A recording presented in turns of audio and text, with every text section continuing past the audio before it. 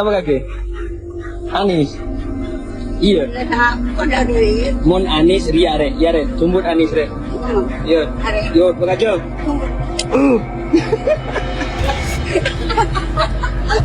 Saya masih ingat tuh, nomor 1 kalau tidak salah cuma dapat 22. Nomor 2 dapat 77, nomor 3 dapat 36.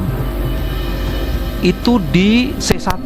Tapi di C hasilnya nomor 1 alhamdulillah 22, nomor 2 8.077, dan nomor 3 80.032. 80.000 Mas. Jadi kebayang itu, angka itu fantastis sekali. Tapi yang menarik, begitu angka itu dikeluarkan, KPU buru-buru kemudian melakukan revisi. Nah, lagi-lagi sebenarnya bisa jadi kecurangan itu tersebar berserat dan luar biasa. Jadi angkanya tuh nggak main-main. Kalau tadi yang diceritakan tuh ber-100, 200, 500, ini ada ribuan dan puluhan ribu, nggak masuk akal. Tuh kan? Ini selanjutnya ada surat suara yang surat suara keempat di TPS 54 yang sudah tercoblos nomor 2.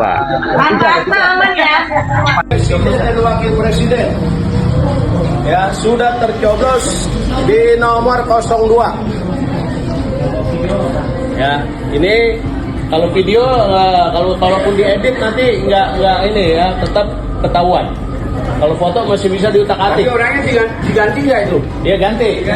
Ini kita ganti, nanti kita akan bikin berita acara. Ini melanggar ini. Tolong buka lorong. Oke, buka jalan dulu, buka jalan. Jalan. Jadi teman-teman mohon kerjasama nih. Buka jalan. Supaya orang boleh cek sama-sama tuh.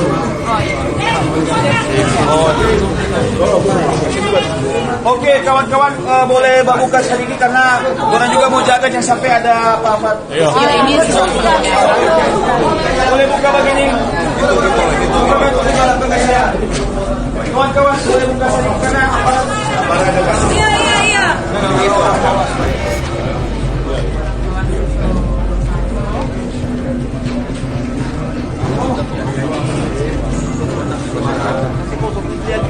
nanti bukan dulu kasihan.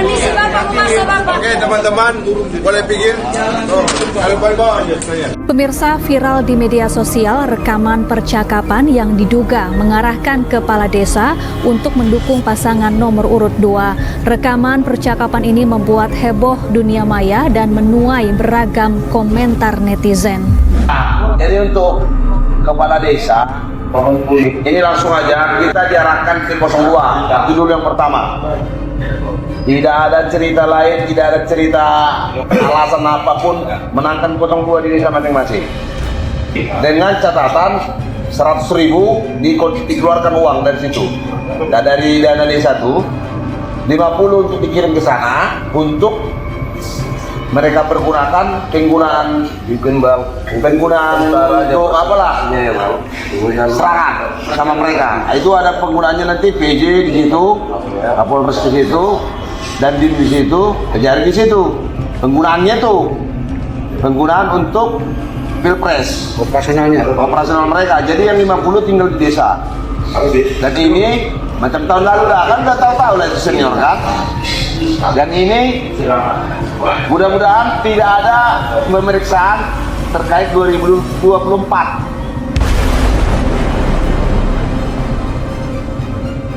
Jadi makanya tekan terus KPU, Bawaslu ataupun para penyelenggara negara lainnya untuk betul-betul menjaminkan bahwa pemilihan umum kali ini itu jauh dari kecurangan, ketidakadilan ataupun skenario untuk memenangkan salah satu pasangan calon tertentu.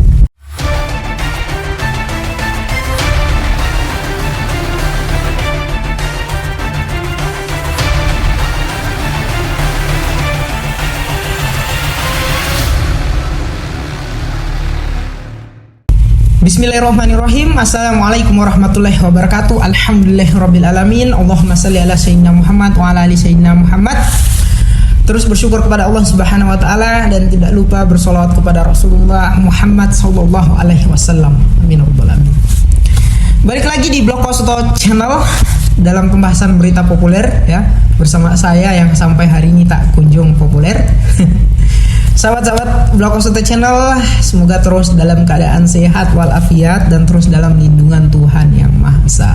Dan terus saja yang tidak kalah penting adalah di tengah-tengah ketidakpastian segala macam situasi dan kondisi zaman hari ini ya, terus optimis dan semangat untuk menjalaninya semua. Itu sahabat-sahabat sekalian. Nah, berita apa yang kali ini kita akan obrolkan? Tentu saja berkaitan dengan kondisi perpolitikan nasional kita, di mana baru saja kita telah melaksanakan hari H pencoblosan Pesta Demokrasi Indonesia, baik itu pemilihan presiden maupun pemilihan legislatif. Sampai hari ini sudah banyak data-data yang menghimpun hasil-hasil dari pemilihan umum kita ya. Yang mana ya data-data tersebut yang berkembang di tengah-tengah masyarakat itu adalah data yang menampilkan keunggulan kepada pasangan calon nomor urut 2. Dan seperti yang sudah diramalkan oleh para pakar, oleh para akademisi, oleh para tokoh-tokoh politik bahwa yang kali ini akan menang ya paslon nomor urut 2. Tetapi di lain sisi data-data ini banyak menimbulkan pertanyaan maupun pro dan kontra serta tuduhan-tuduhan bahwa telah terjadi kecurangan yang TSM, terstruktur, sistematis dan masif gitu. Dimulai dari ketika putusan 90 Mahkamah Konstitusi yang keputusan tersebut mengakomodir seorang anak presiden untuk bisa ikut berkontestasi dalam Pilpres kali ini dan syarat akan unsur nepotisme di dalamnya. Mengakibatkan guru besar, akademisi, profesor, dan setingkat rektor sampai kepada mahasiswa ini turun ke jalan berteriak mengultimatum lingkar kekuasaan terkhusus kepada Presiden Joko Widodo yang hari ini telah menampilkan praktik sungguh sangat mencederai demokrasi kita, sungguh sangat mencederai nilai keadilan di dalam proses penegakan hukum kita. Tetapi sahabat-sahabat sekalian, yang saya ingin sorot sebenarnya hari ini kita berteriak ketika kecurangan itu terkumpul dalam satu kabar dan hasil yang menampar kita semua sehingga kita akhirnya melek. Padahal ya kecurangan pemilu kali ini itu bisa kita lihat sudah sejak jauh-jauh hari.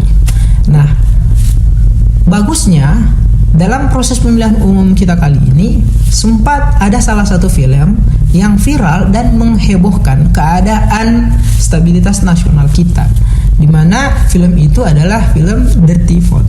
Nah, film ini itu berisi tentang berbagai macam proses ya taktikal, strategi, skenario dari lingkar kekuasaan yang ingin memenangkan salah satu pasangan calon tertentu. Saya sebut saja pasangan calon nomor urut 2. Dari film itu juga memberikan kita pesan bahwa mereka meramalkan akan tidak mungkin ada pasangan calon lainnya yang akan menang dalam kontestasi kali ini. Karena sebegitu kuatnya ya lingkar kekuasaan memanfaatkan segala macam perangkat maupun instrumen yang masih dalam relasi kuasa mereka itu untuk memenangkan pasangan calon nomor 2 ini ya. Dimulai dari bagaimana film ini menjelaskan negara memekarkan wilayah-wilayah tertentu yang wilayah-wilayah tersebut sebelumnya dapat dideteksi kepada siapa mereka akan memilih nanti ya. Dan wilayah-wilayah yang baru saja dimekarkan tadi ini sudah langsung bisa berikut serta memilih dalam kontestasi pemilihan umum kali ini baik Pilpres maupun pemilihan legislatif.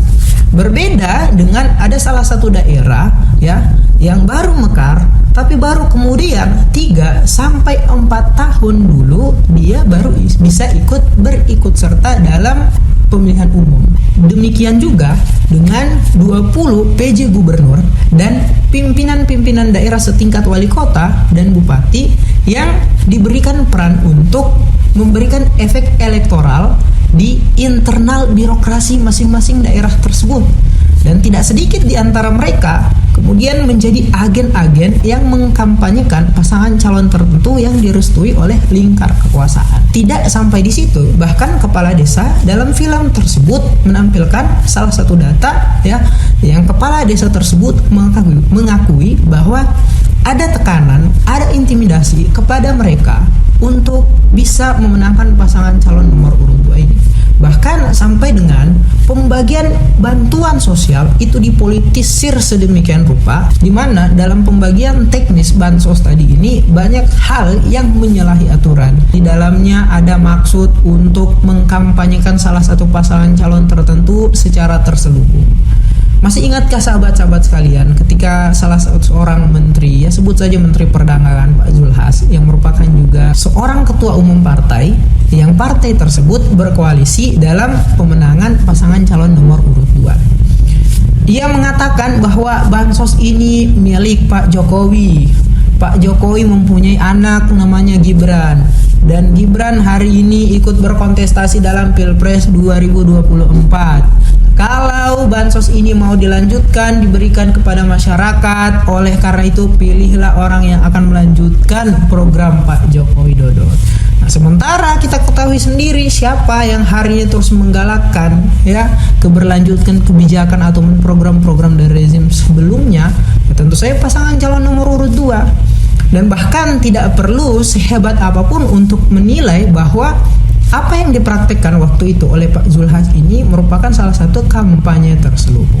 Tapi lagi-lagi sahabat-sahabat sekalian ya, meskipun praktek kala itu dilaporkan kepada Bawaslu oleh salah satu pasangan calon lainnya, tidak diproses sampai hari ini, bahkan tidak malu-malu seorang ketua umum partai yang sekaligus menteri tadi ini itu masih saja tampil eksis di depan media gitu sahabat-sahabat sekalian. Tidak sampai di situ, kita lihat getolnya lingkaran kekuasaan untuk memenangkan pasangan calon nomor urut 2 ini bahkan sampai dengan hari H pencoblosan ya. Kita lihat sampai hari ini berbagai macam video, foto, bukti-bukti lainnya yang menampilkan praktik kecurangan di dalamnya. Contohnya misalnya, data dari masing-masing TPS yang memenangkan misalkan pasangan calon nomor urut 1 ataupun calon nomor urut 3 itu kemudian ketika dia direkap dalam data KPU berubah. Banyak orang yang kemudian mengklarifikasi hal tersebut bahwa itu penyebabnya adalah human error. Oke, sampai di situ kita melihat tidak ada proses pencegahan dari KPU ataupun dari lembaga negara yang punya tugas dan wewenang untuk menyelenggarakan pemilihan umum ini menghindari hal-hal tersebut. Misalnya, ya, ada data dari pasangan calon nomor urut 2 yang suaranya 66 tapi kemudian terinput itu 866.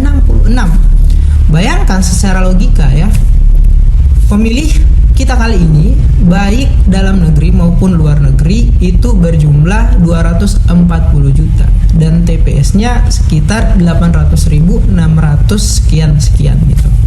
Ini kalau kita bagi angkanya berarti rata-rata di satu TPS itu 300 pemilih. Nah, bayangkan sistem KPU tidak bisa mencegah akan adanya rekapan yang masuk dalam sistem KPU itu bisa lebih dari 300 pemilih gitu sahabat-sahabat sekalian.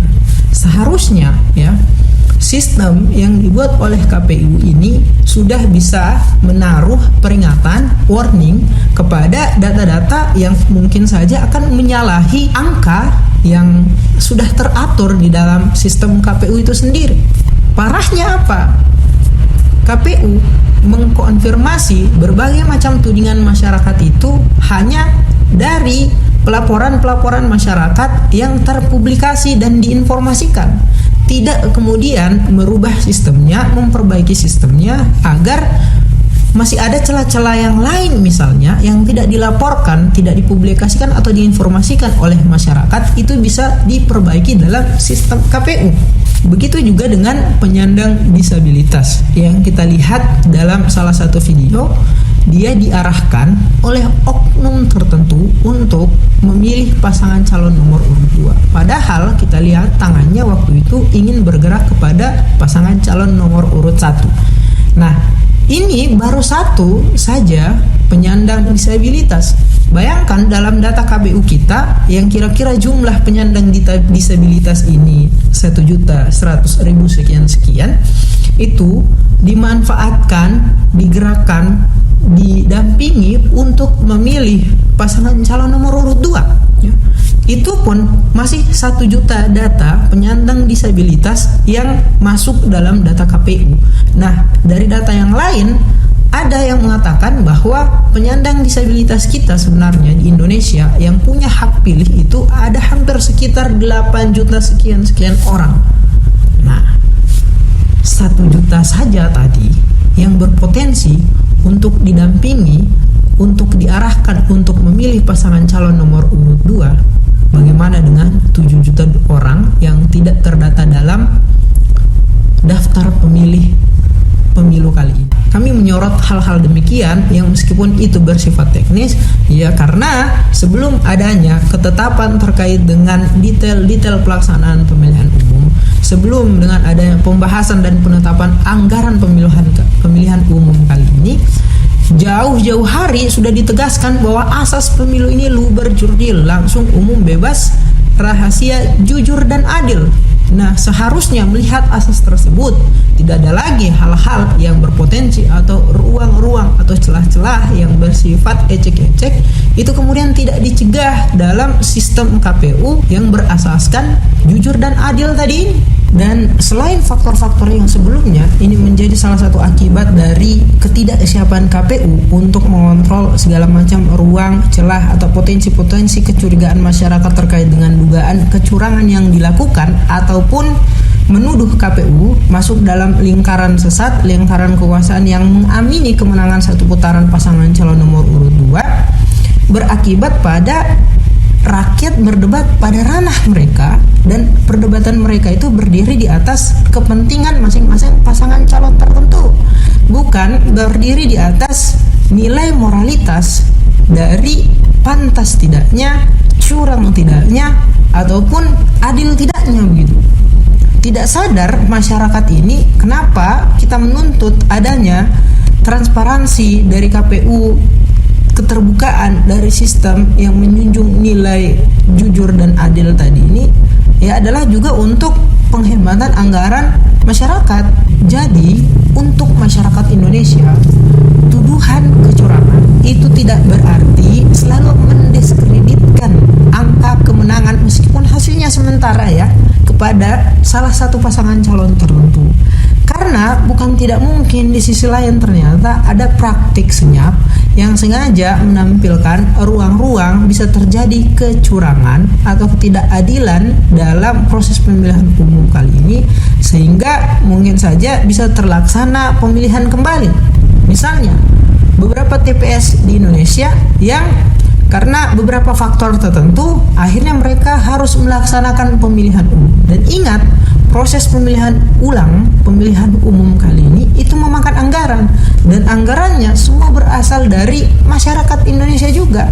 Nah, jangan sampai kita dibodoh-bodohi kemenangan untuk salah satu pasangan calon tertentu dalam satu putaran, tetapi ternyata di lain sisi meskipun satu putaran ada beberapa hal-hal teknis yang disengaja dan diperuntukkan untuk mengulang pemilihan kembali tadi itu yang menyerap anggaran kita semua. Jadi makanya tekan terus KPU, Bawaslu, ataupun para penyelenggara negara lainnya untuk betul-betul menjaminkan bahwa pemilihan umum kali ini itu jauh dari kecurangan, ketidakadilan, ataupun skenario untuk memenangkan salah satu pasangan calon tertentu. Dan untuk bisa melaksanakan hal tersebut, kita seluruh masyarakat Indonesia punya satu fungsi, yaitu fungsi pengontrolan ya. Jadi misalkan ada bukti-bukti, ada hal-hal yang menampilkan kecurangan dalam pemilihan umum kali ini, terus kita galakan, bisa jadi mungkin bukan pasangan calon tertentu yang diskualifikasi, tetapi ketua KPU, ketua Bawaslu, atau siapapun itu pejabat-pejabat lainnya yang nanti akan menjadi oknum dipecat. Nah, ini kan bisa menjadi investasi jangka panjang kita untuk menjaminkan pemilihan umum selanjutnya jujur dan adil, ya. Tidak usah jauh-jauh, dalam beberapa bulan ke depan bahkan kita akan melaksanakan kembali pemilihan serentak. Nah, bagaimana mungkin orang-orang yang menjadi oknum-oknum untuk menjalankan praktik-praktik kecurangan tadi ini seenak mereka terus masih bisa bertahan dengan jabatan yang mereka emban hari. Demikian dari saya, billahi taufiq wal hidayah. Wassalamualaikum warahmatullahi wabarakatuh.